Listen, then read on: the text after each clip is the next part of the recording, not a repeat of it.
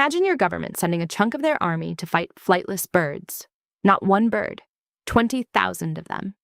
It sounds like a joke, but this was a real event that happened in 1932. Australia actually did this, and the birds won. Here is how it started.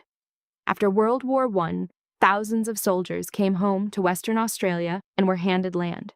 Marginal land, dry, difficult, barely farmable. The government promised support that never fully arrived. Then, the Great Depression hit and wheat prices collapsed. These ex-soldiers were already stressed out. Then the emus showed up.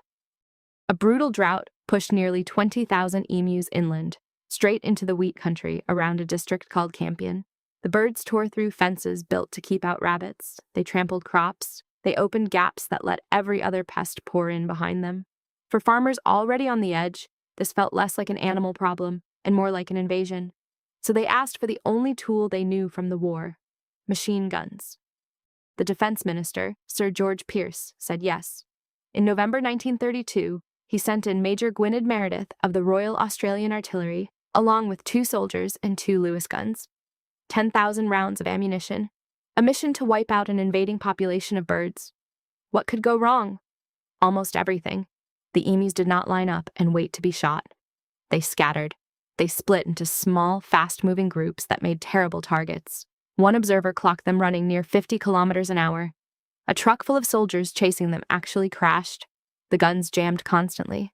Meredith himself later admitted the birds could take a shot and keep running, saying they could face machine guns with, in his words, the invulnerability of tanks.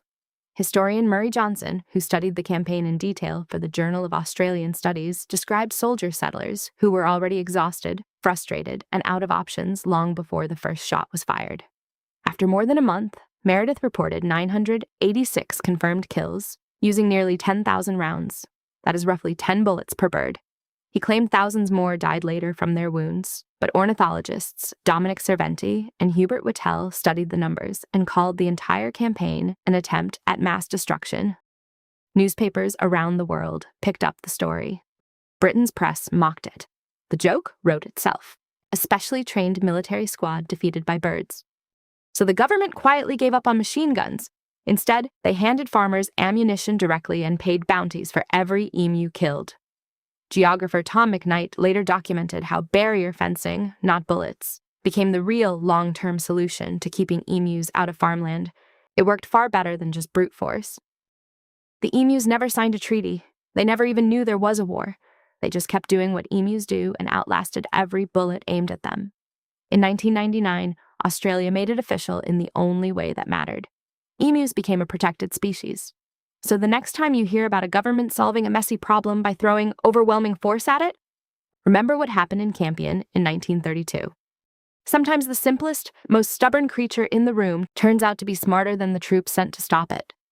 Imagine losing a war and your only enemy was a bird that never even noticed it was fighting one.